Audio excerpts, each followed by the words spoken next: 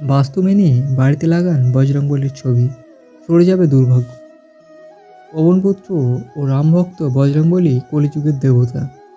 বজরংবলীকে সাক্ষাৎ ও জাগ্রত দেবতা মনে করা হয়। বজরংবলীকে খুব শীঘ্রই প্রসন্ন করা যায়। তার পুজোর উপায় সরল।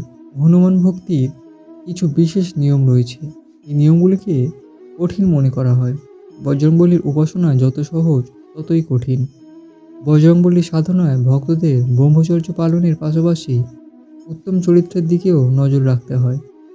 বজরংবলী সাধনা করলে জীবনে সংকট দূর এবং মনে সুখ শান্তির বাস সম্ভব হয়। বজরংবলী সাধনা করলে বল, বুদ্ধি ও বিদ্যা লাভ করা যায়। যে বাড়িতে বজরংবলীর ছবি থাকে এবং নিয়মিত তার পুজো করা হয়, সেখানে শনিদোষ, পিতৃদোষ ও ভূত পিশাচের ভয় ও দোষ থাকে না।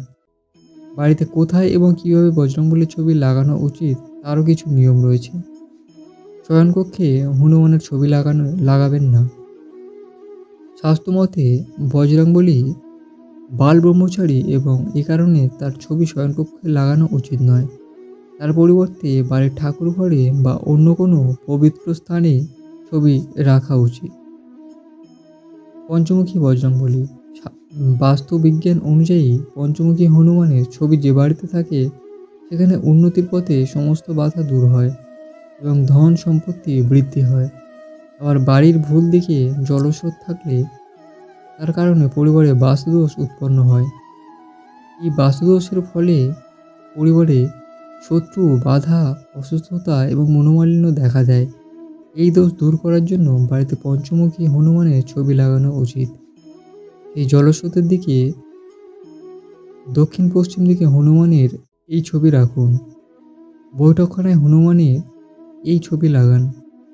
বাড়ির বৈঠকখানায় রাম দরবারের ছবি লাগান, যেখানে হনুমান রামের পাদদেশে বসে রয়েছেন। এছাড়া বৈঠকখানায় পঞ্চমুখী হনুমান বা পর্বত তুলে রাখা বজরংবলীর ছবি লাগাতে পারেন। পর্বত তুলে রাখা হনুমানের ছবি।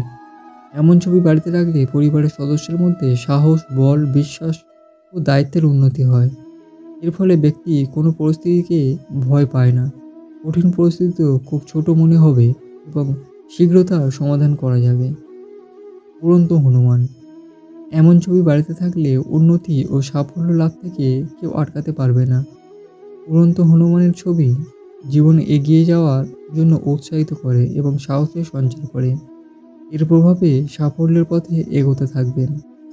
রাম ভজন করতে থাকা বজরংবলী। এই চিত্র বাড়িতে থাকলে ভক্তি ও বিশ্বাসের সঞ্চার হয়। এই ভক্তি ও বিশ্বাস সাফল্যের ভিত্তিপ্রস্তর।